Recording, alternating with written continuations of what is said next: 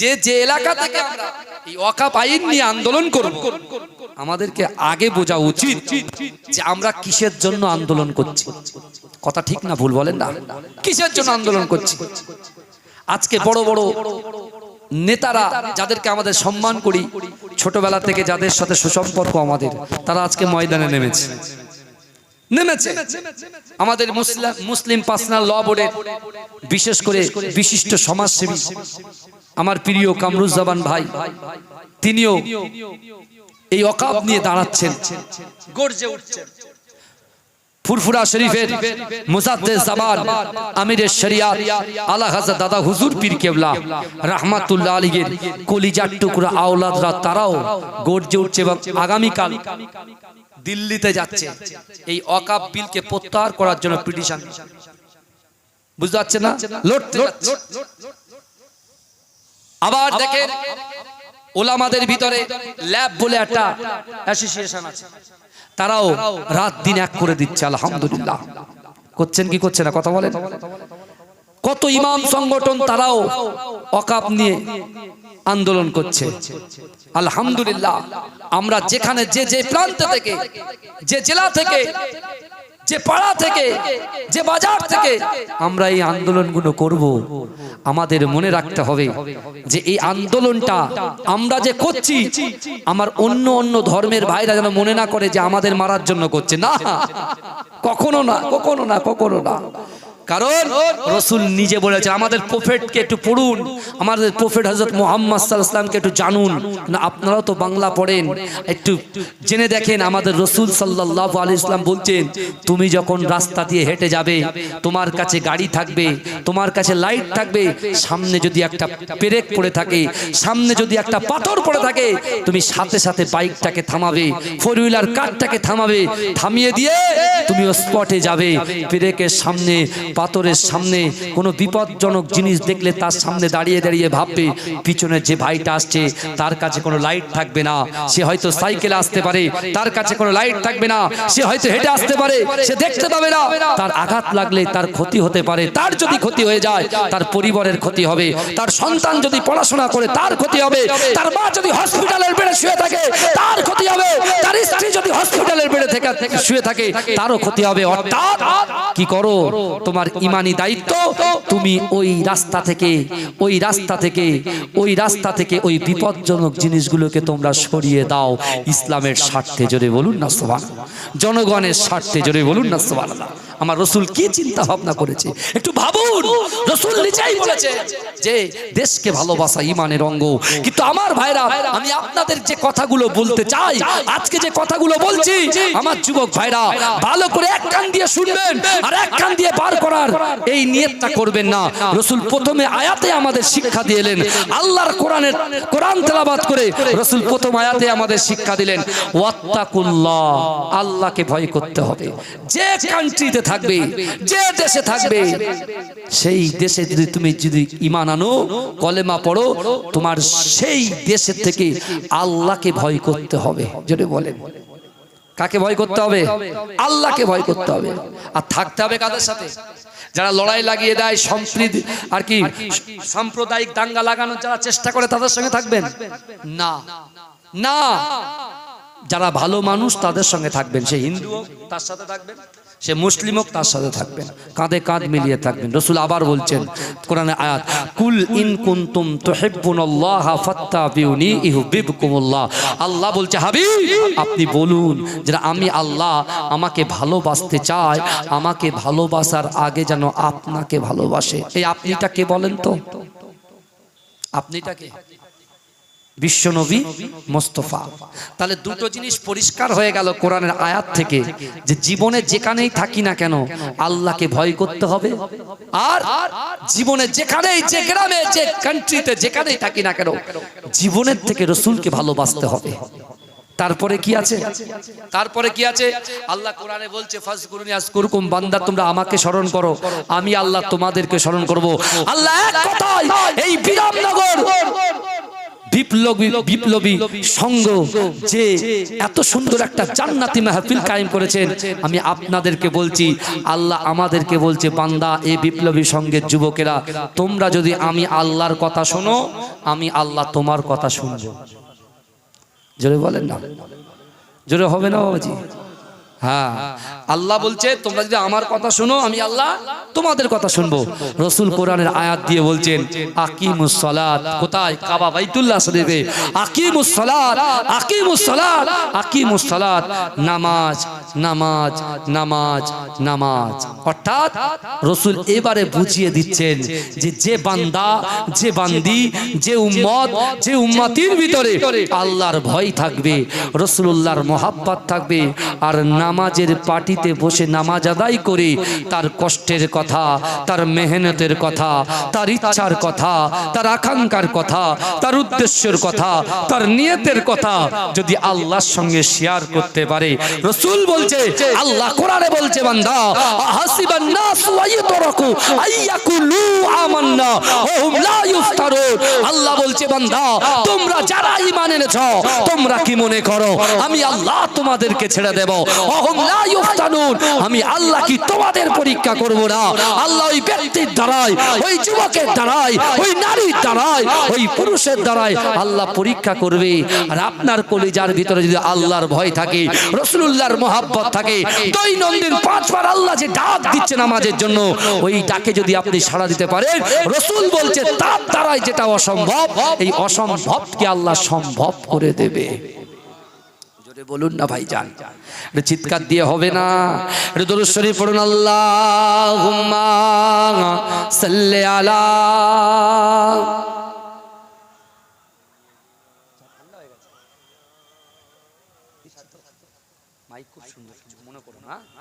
আমার ভাইরা ভালো করে বুঝেন, এখন বিশ্বনবী রাসূলুল্লাহ এই কটা আমল দিলেন, মনে আছে? কটা? 3টে, মনে আছে তো? কি কি দিয়েছেন? আল্লাহর ভয়। এখন যার ভয় দেখাচ্ছে, যে কটা নেতাগুলো ভয় দেখাচ্ছে, কারা? যারা উত্তেজিত করছে বাংলাটাকে অশান্তি করার জন্য, প্ররোচনায় পা দেওয়ানোর জন্য যে চক্রান্ত করছে, আমি তাদেরকে বলছি, ও যতই আপনি ঘি ডালেন কিছুই হবে না। মুসলমান শান্তশিষ্ট মানুষ, ও চুপচাপ থাকবে, হয়তো একটু রেগে যাবে, আবার রাগার ভিতরে গরমও আছে, নরমও আছে। কথা ঠিক না ভুল? আমার রাসূলুল্লাহ রাইট সাইড লেফট সাইড, একজন গরম ছিল, একজন নরম ছিল। আবু বকর হুজুর নরম, আর ওমর হুজুর গরম। জোরে বলুন না সুবহানাল্লাহ। দুজনা প্রয়োগ করেছে। হ্যাঁ, আমাদেরও মুসলমানদের মধ্যে অনেক গরম নেতা আছে, অনেক নরম নেতাও আছে। বুঝতে পারছেন? পুরো মাইক গরম করে দেবে এরকম আছে, আবার মাইকে ঠান্ডা করে দেবে সেরকম আছে। আমি আমার ভাইদেরকে বলছি, আজকে যখন আমরা শেরে পাঞ্জাবের সামনে প্রায় 10 থেকে 16 জন ভাই যখন দাঁড়িয়েছিলাম, ওরা শুরু করেছে, বুঝতে পেরেছে? তা আমরা কি, আমার মাইন্ডের ভিতরে একটা জিনিস চলে এসেছে তো, যে আপনি আপনার ধর্মে নিয়ে কি করবেন না করবেন আমার কোনো মাথা ব্যথা নেই।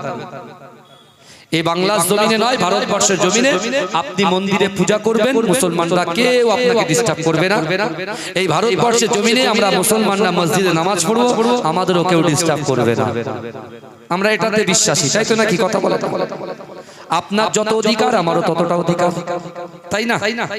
এক্ষুনি যদি ঝাঁপানো হয় তাহলে আমরা সবাই ঝাঁপিয়ে পড়বো, হিন্দু মুসলমান একসঙ্গে হয়, কোনো চাপ নেই। কিন্তু যারা লড়িয়ে দিচ্ছে ভাই, আমার হিন্দু ভাইদেরকে বলছি, মুসলমান ভাইদেরকে বলছি, এই যারা আমাদেরকে লড়িয়ে দিচ্ছে ভাই, ওরা কিন্তু ঠান্ডা গদিতে বসে আছে, চিকেন ললিপপ খাচ্ছে, বার্গার খাচ্ছে, বুঝলে, মাটন বিরিয়ানি খাচ্ছে। আমার আপনার মতো 10 টাকা 5 টাকা 120 টাকার প্লেটের বিরিয়ানি নয়, 550 1000 1200 টাকার বিরিয়ানি খাচ্ছে। বুঝতে পেরেছে? হ্যাঁ, আমাকে আপনাকে সকাল হলে কাজে যেতে হবে, এই রোডের পাশে যে জমি আছে সেই জমিতে আমাকে চাষ করতে হবে, আপনাকে চাষ করতে হবে, অফিসে যেতে হবে, ব্যবসা করতে হবে, স্কুলে যেতে হবে, যে যেখানে কাজ করতে হবে। আমার সন্তান আছে, আমার বাচ্চা আছে, আমার বিবি আছে। বুঝতে পেরেছে? খুব সহজ, খুব সংযত হয়ে আমাদের আগামী দিনে পদক্ষেপ করতে হবে, পা চলতে হবে, পা ফেলতে হবে। এখন কথা হলো, বিশ্বনবী যখন এই 3টে আমলের কথা বলে দিলেন, রসুল আছেন মক্কায়, তখন রসুল মদিনাতে যায়নি, রাসূলুল্লাহ মদিনাতে যাননি। আল্লাহ কিন্তু এই আওয়াজটাকে মদিনার জমিন পর্যন্ত পৌঁছে দিয়েছিলেন। জোরে জোরে বলবেন না? মদিনার জমিনে যখন এই আওয়াজ পৌঁছে গেছে, ওই মদিনাতে আল্লাহর রাসূলের একজন 70 বছরের সাহাবা, খোড়া সাহাবা, যার নাম হচ্ছে ওমর ইবনুল জামু। যেই ওমর ইবনুল জামুর 70 বছর বয়স হয়ে গেছে, তার কর্ণগহরে যখন এই কথা গেছে যে আল্লাহর ভয়, রাসূলুল্লাহর মোহাব্বত, নামাজের পাটিতে আল্লাহর কাছে যা চাইবো আল্লাহ অসম্ভবকে সম্ভব করবে। অর্থাৎ আমি ওমর ইবনুল জামু, আমার 70 বছর বয়স হয়ে গিয়েছে, আমি জানি বিশ্বনবী একদিন মক্কা থেকে মদিনায় হিজরত করবে। আল্লাহর কাছে নামাজের পাটিতে দরখাস্ত করছে, আল্লাহ যতদিন পর্যন্ত হাবিবের নবীবে তাবিব জনাব মুহাম্মদ মুস্তাফা সাল্লাল্লাহু আলাইহি ওয়াসাল্লাম মক্কা ছেড়ে মদিনায় না আসবে, আর আমি ওমর ইবনুল জামু রাসূলুল্লাহর হাতে যতক্ষণ পর্যন্ত হাত না দেব, আপনি আমার মৃত্যু দেবেন না। বলবেন না মৃত্যু দেবেন। আবার আল্লাহর কাছে বলছে, আল্লাহ আমি আপনাকে ভয় করি, রাসূলকে মহব্বত করি, নামাজে পাটিতে নামাজ আদায় করি। আল্লাহ আমার ইচ্ছা, আমার আকাঙ্ক্ষা, আমার উদ্দেশ্য রাসূল যখন ইসলামের জন্য, কোরআনের জন্য, ইসলামের ঝান্ডাটাকে উত্তোলন করার জন্য বিশ্বনবী রাসূল সাল্লাল্লাহু আলাইহি ওয়াসাল্লাম যখন কখনো সময় জিহাদের ডাক দেয়, আমি খোড়া সাহাবা ওমর ইবনুল জামু, আমি রাসূলুল্লাহর সঙ্গেই যেতে চাই। রাসূল যেন আমাকে সঙ্গে করে নিয়ে ওই জিহাদের ময়দানে যাওয়ার অনুমতি দেয়। জোরে বলে এই সংকল্পগুলো দেখুন, নিয়তগুলো দেখুন। তারপর আবার তিনি আল্লাহর কাছে সংকল্প করছে, আল্লাহ আমি ওমর ইবনুল জামু 70 বছর বয়স হয়ে গিয়েছে, আল্লাহ রাসূলুল্লাহর হাতে হাত দেব, রাসূলুল্লাহর সঙ্গে জিহাদে যাব, কিন্তু যে জায়গায় জিহাদ করব ওই জায়গায় কাফেরদের বিরুদ্ধে লড়াই করতে করতে আমার যদি ইন্তেকাল হয়ে যায়, আমার লাশ যেন মদিনার জমিনে ফিরে না আসে, আমি যেখানে শহীদ হব সেই মাটিতেই যেন আমার দাফন হয়ে যায়। জোরে বলবেন না? কি তামান্না, কি তামান্না দেখে আমার ভাইরা, আমার বাবাজিরা, বিশ্বনবী রাসূল সাল্লাল্লাহু আলাইহি ওয়াসাল্লামের এই 70 বছরের একজন খোড়া সাহাবা ওমর ইবনুল জামু তিনটে সংকল্প আল্লাহর কাছে নামাজের পাটিতে রেখেছিলেন। কিন্তু আমার ভাই জানেরা, হে নবী পাকের উম্মতিরা, হে নবী দেবানারা, বিশ্বনবী রাসূলুল্লাহ সাল্লাল্লাহু আলাইহি ওয়াসাল্লাম কাবা বাইতুল্লাহ শরীফ থেকে আল্লাহর নির্দেশে যখন আমার দয়ার নবী হিজরত করলেন, ও যুবকেরা মদিনা জমিনে বিশ্বনবী রাসূলুল্লাহ সাল্লাল্লাহু আলাইহি ওয়াসাল্লাম যখন পৌঁছে গেল, ও যুবকেরা সেই ওমর ইবনুল জামু ঘুরিয়ে আল্লাহ রাসূলের সামনে এসে অজান নয়নে ঝরঝর করে কাঁদতে আমার দয়ার নবীর হাতে হাত দিয়ে চিৎকার করে আল্লাহকে বললেন, আল্লাহ পাক না না না, আমি ওমর ইবনুল জামু দাবি করেছিলাম, যে নিয়ত করেছিলাম, ওই তিনটে নিয়তের ভিতরে একটা নিয়তকে আপনি কবুল করে নিয়েছে। ও যুবকেরা, বিশ্বনবী রাসূলুল্লাহ সাল্লাল্লাহু আলাইহি ওয়াসাল্লামের হাতে হাত দিয়েছে, অজান নয়নে ঝরঝর করে কাঁদছে। ও যুবকেরা, ও নবী পাকের উম্মতিরা, বিশ্বনবী রাসূলুল্লাহ মদিনার জমিনে এসে যুবক সাহাবাদেরকে বলেছিল, হে আমার সাহাবারা, ফিরে এসো, বড় জগৎ থেকে ফিরে এসো। না না না, দুনিয়ার জমিনে যারা পিতামাতাকে সম্মান করো না, বড়দের সম্মান করো না, ছোটদের স্নেহ করো না, বাপ মায়ের হক আদায় করো না, না না না, তোমরা কিয়ামতকে ভয় করো, দাড়িপাল্লাকে ভয় করো, মিজানের ভয় করো, জাহান্নামের আগুনকে ভয় করো। ও আমার সাহাবারা, তোমরা যদি জাহান্নাম থেকে বাঁচতে চাও, তোমরা যদি আল্লাহর কঠিন আযাব থেকে বাঁচতে চাও তাহলে তোমরা কোরআনটাকে অ্যাকসেপ্ট করে নাও, আমি রাসূলুল্লাহর মহব্বতটাকে অ্যাকসেপ্ট করে নাও।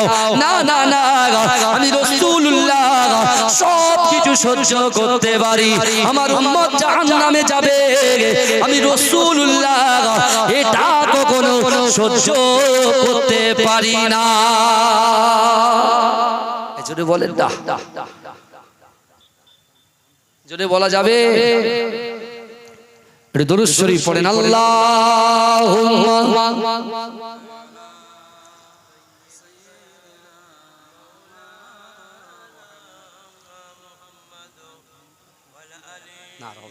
কষ্ট হবে না।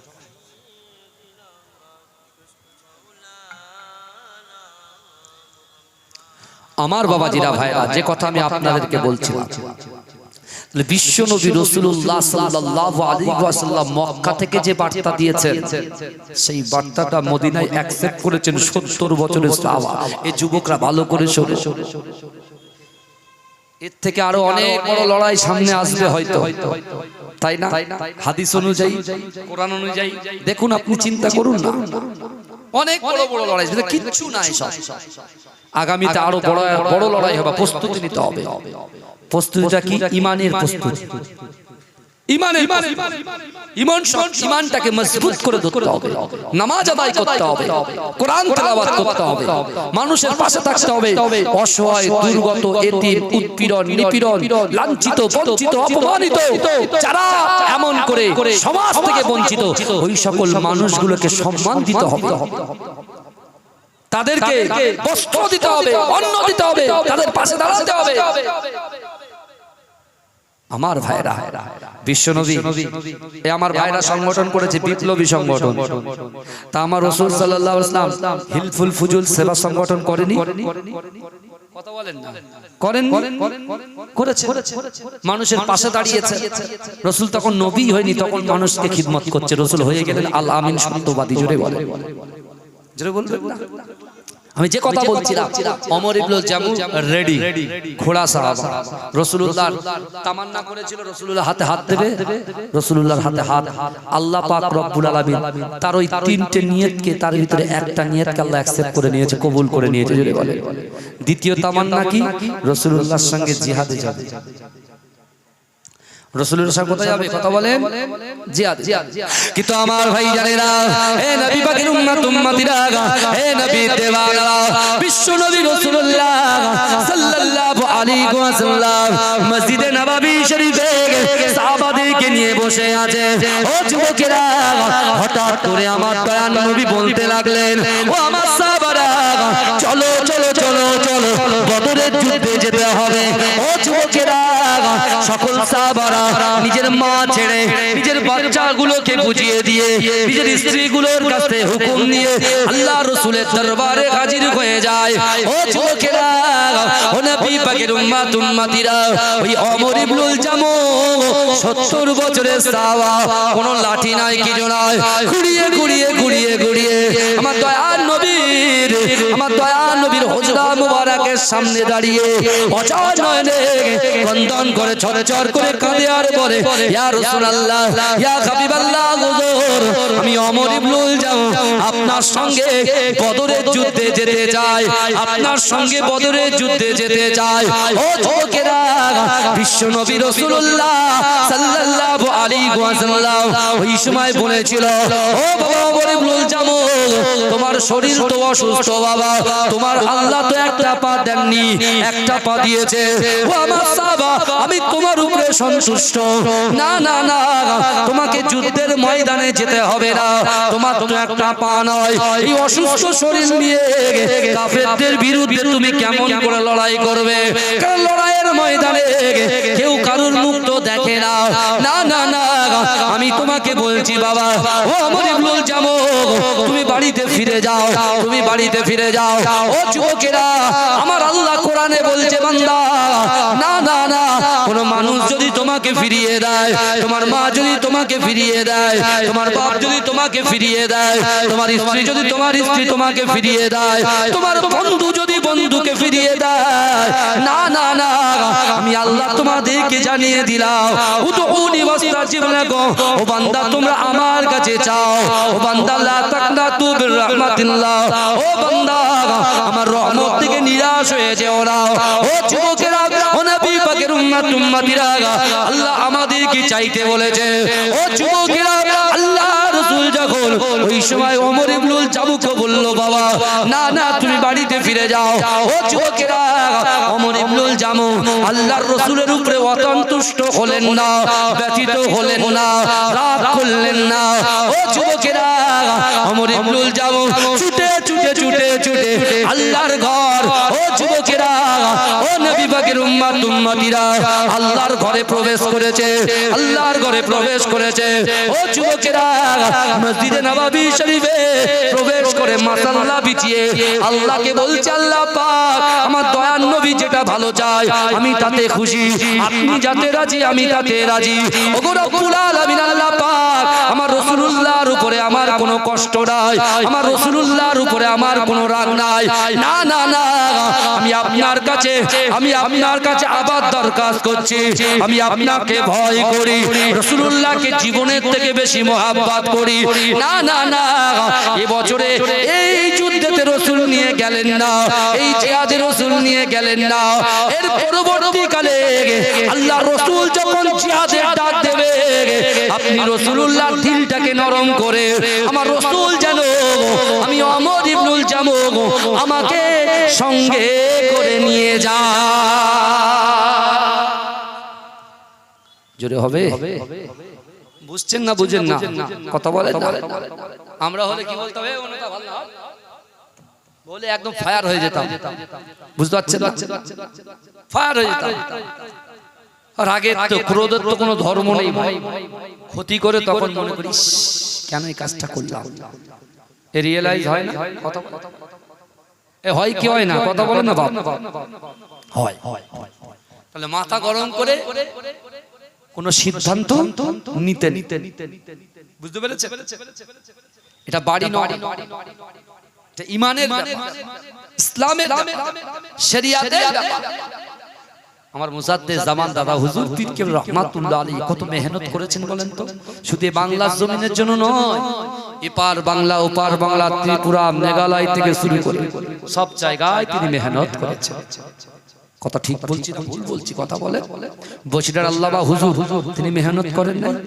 কথা বলেন না, প্রচুর মেহনত করেছেন। আমার পরদাদু এই বসিরাট আল্লামা হুজুরের সাথে আমার পরদাদু আহমদ আলী হামিদ জালালি হুজুরের সাথে আর মুজাদ্দেদ জামান দাদা হুজুরের সাথে কেমন সম্পর্ক ছিল জানেন? বুঝতে পারছেন? মুজাদ্দেদ জামান দাদা হুজুর পীর কেবলা সর্বপ্রথমে ফুরফুরা ফাতিহা টাইটেল মাদ্রাসা ভিত স্থাপন করেন, ভিত দিচ্ছে মুজাদ্দেদ জামান নিজে ইট রেখেছেন। তারপরে পরদাদু আহমদ আলী হামিদ জালালি হুজুর, বসিরহাট আল্লামা হুজুর নিজেরা ইট রেখেছেন। জোরে বলবেন না? কি মহব্বত ভালোবাসা ছিল, কি ভালোবাসা তাদের ছিল, কি হৃদ্রতা ছিল তাদের অন্তরের ভিতরে। মুজাদ্দেদ জামান যখন ফুরফুরা ফাতিহা টাইটেল মাদ্রাসা দাঁড় করান, পুরো কমপ্লিট, এই মাদ্রাসার দায়িত্ব কাকে দেবে? কে দায়িত্ব নেবে? এত বড় মাদ্রাসা, বুখারী শরীফ জালালাইন শরীফ পড়াতে হবে, তার কালচার তৈরি করতে হবে, এতগুলো ছাত্র ছাত্রীদের দেখভাল থেকে শুরু করে তাদেরকে শিক্ষার যোগ্যতা আঙিনায় নিয়ে আসতে হবে। মুজাদ্দেদ জামান চোখ বুঝালেন, কিছুক্ষণ পর চোখ খুলে মাঝরাটি পীর সাহেব আমার দাদা ভাই মাহমুদ বাখতিয়ারি রাহমাতুল্লাহ আলাইহি, যিনি 2010 সালে ইন্তেকাল করেছিলেন, তার জানাজা নামাজ 30 লক্ষ মানুষ একসঙ্গে আদায় করেছিলেন। জোরে বলবেন, জোরে বলবেন না? হ্যাঁ। আর আপনারা আমার আব্বাকে চিনবেন, সেই জানাজা নামাজের ইমাম হয়েছিলেন আমার আব্বা জান পীর একেএম হায়দার আলী হুজুর রাহমাতুল্লাহ আলাইহি, যিনি ছোট হুজুর পীর কেবলা রাহমাতুল্লাহ আলাইহি সুলতানুল ওয়াইজিন আশিকে রাসূল, ছোট হুজুর পীর কেবলা আমার আব্বাকে হায়দারি বলে ডাকতেন। আমার আব্বা হচ্ছেন একেএম হায়দার আলী, একদিকে এসেছে অনেকবার, অনেক বয়স্ক মানুষকে দোয়া শুনেছে আমার আব্বা। বুঝলে পাগড়িওয়ালা হুজুরের ওয়াজ শুনেছেন আপনারা অনেকে, বুঝতে পারছেন না? আমাদের আরো সব এলাকার সুনামধন্য ওলামাদের জবান থেকে আপনারা অনেক ওয়াজ শুনেছেন, বয়স্ক যারা আবুল হোসেন হুজুর আছেন, তাই তো আরো হুজুর, তার অবদান তো আলাদা, কত মাদ্রাসা তিনি প্রতিষ্ঠিত করে গেছেন, বুঝতে পেরেছেন? তা মোজাদ্দেদ জামান দাদা হুজুর পিকলা শেষ পর্যন্ত দায়িত্ব দিলেন আমার পর্দাদাকে। প্রথম ফুরফুরা ফাতিয়া টাইটেল মাদ্রাসার প্রথম সুপারিনটেন্ডেন্ট হচ্ছেন আমার পর্দাদা মাঝরাটি পিসাই হুজুরের আব্বাজান আহমদ আলী হামিদ শাহ জালালি রহমাতুল্লাহ আলাইহি। জোরে বলুন না সুবহানাল্লাহ। বিশ্বাস তিনি 24 বছর খেদমত করেছেন, 18 বছর সুপারিনটেন্ডেন্ট ছিলেন, বুঝতে পেরেছেন? তানার মাজাজ শরীফ আছে বেটা পরিচয়। আমার ভাইরা, আমি যে কথা বলছিলাম বলতে বলতে বলতে বলতে আমি জলসা করছি, বুঝতে পারছেন না? তো অন্তত পক্ষে আমার তো জানার দরকার আছে আপনাদের যে আমি কে, বুঝতে পারছেন না? ইমাম সাহেবকে যখন আপনারা নিয়োগ দিয়েছেন, আপনি ইমাম সাহেবের সব কিছু জিজ্ঞাসা করেছেন, মাশাআল্লাহ আমার যোগ্য ইমাম সাহেব পাই। কিন্তু হ্যাঁ, আরেকটা জিনিস কথা বলতে বলতে ভুলে যাও, মনে এসে গেছে, আগামী 26 এপ্রিল ব্রিগেডে যারা যাবে, এই দেখেন বহু পয়সা বহু দিকে যায়, বহু পয়সা বহু দিকে যায়। আপনাদের যাদের পয়সা আছে পকেটে, তারা কি করবেন? 2-10 জন মিলে আমরা যেরকম কি চাঁদা কালেকশন করি না, এই ছেলেরা 20 জন মিলে একটা গরু দাও, তা আপনারা 5-10 জন মিলে একটা করে গাড়ি করে দেবেন, এক একটা গাড়ি করে দেবেন। আর যখন আমরা যাব একদম আনন্দ করতে করতে যাব, কোনো উচ্ছৃঙ্খল মনোভাব নিয়ে নয়, কোনো মানুষকে ব্যথা দেওয়ার জন্য নয়, আর কোনো প্ররোচনায় পা দেওয়ার জন্য নয়। কেন আমাদের এই সম্প্রীতির বাংলাটাকে অশান্তি করার খুব চক্রান্ত চলছে, এ ফাঁদে কেউ পা দেবেন না ভাইজান। একটা জিনিস মনে রাখতে হবে, আমাদের লড়াই কোনো হিন্দুদের বিরুদ্ধে নয়, ঈসাইদের বিরুদ্ধে নয়, অন্য ধর্মের বিরুদ্ধে নয়, এই লড়াই হচ্ছে সংবিধান বাঁচানোর লড়াই। কথা ঠিক না ভুল? কথা বলেন। যারা পার্লামেন্টে আছে, যারা পার্লামেন্টে আছে তারা কথা বলছে, বিধানসভায় যারা আছে তারা আছে, কিন্তু আমরা তো না পার্লামেন্টের লোক না বিধানসভার লোক, বুঝতে পারছেন না? সেখানে তো নেই, কিন্তু আমরা আস্তে আস্তে মানুষগুলোকে বোঝাবো যে মাথা ঠান্ডা রাখেন, কারণ রাসূল বলেছেন বিপদের সময়, কঠিন পরিস্থিতির দিনে ইন্নাল্লাহা মা'আস সাবিরিন, সবর করো, ধৈর্য ধরো। আর যখন মনে হবে লাঠি ধরতে হবে, তখন নেতা যখন হুকুম করবে তখন ধরবে, নিজে মাতলামি করবেন না। যে নেতা মানে সেই নেতাকে মেনে চলবে, আপনার ইমামকে আপনি মেনে চলবেন, আপনার ইমাম বুঝে নেবে যে কখন লাঠি ধরতে হবে আর কখন দুধের গ্লাস ধরতে হবে, বুঝতে পারছেন না? পানির গ্লাস কখন ধরতে হবে, কখন লাঠি ধরতে হবে নেতা জানে, তখন নেতা বুঝে নেবে, নেতাকে ফলো করবে। বারবার করে বলে যাচ্ছি। আর আমার যুবক ভাইদেরকে বলছি, আপনারা তো মাশাআল্লাহ সব জায়গায় ঘুরে বেড়ান, সব জায়গায় যান, আমার সোনার ভাইরা, বিশ্বাস করুন আপনি হচ্ছেন মুসলমান, রাসূলুল্লাহর আদর্শ আপনার কলিজার ভিতরে, অন্তরের ভিতরে থাকা উচিত। অর্থাৎ আপনি বলেন হুজুর সে আমাকে এই করেছে, আমি ছেড়ে দেব, আমি বলছি ভাই একবার হেরে দেখো না, একবার তুমি চুপ হয়ে যাও না।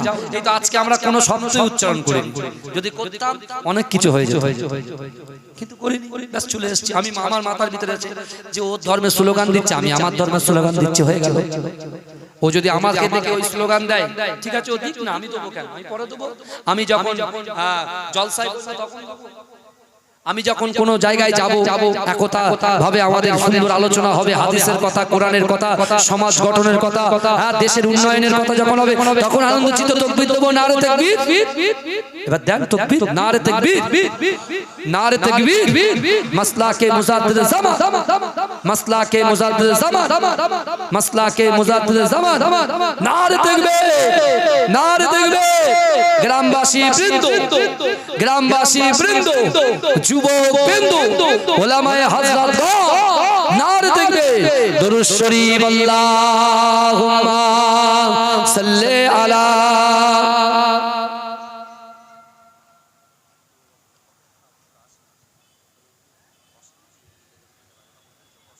তো বলে দিচ্ছি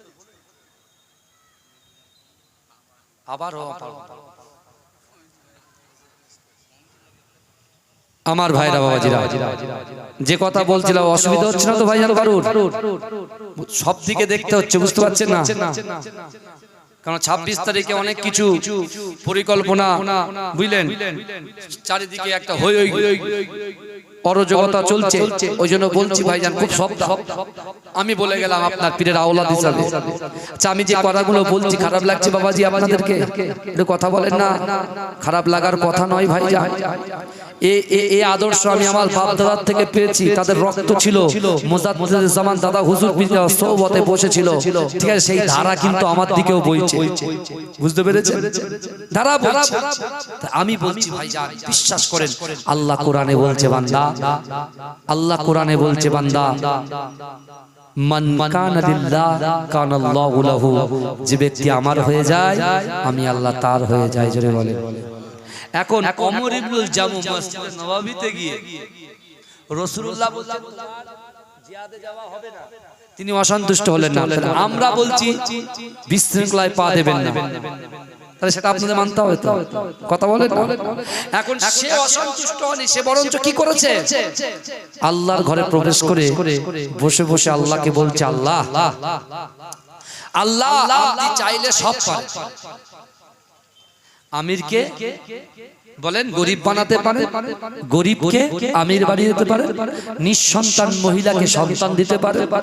আল্লাহ আপনি সব পারেন, সব ক্ষমতার অধিকারী আপনি একমাত্র আল্লাহ। জোরে বলুন না সুবহানাল্লাহ।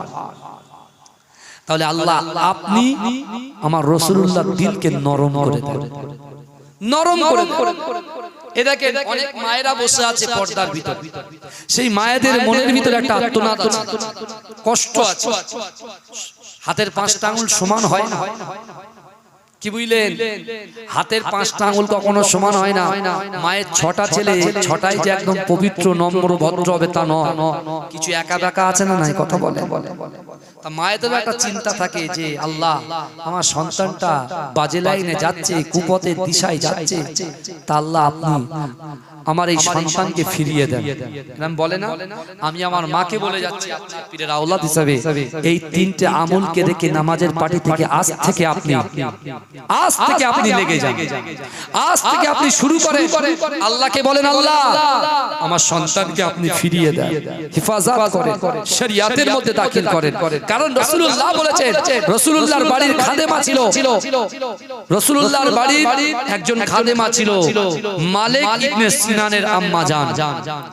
রাসূলুল্লাহর বাড়ির খাদেমা ছিলেন এই মালিক ইবনে সিনানের আম্মা জান।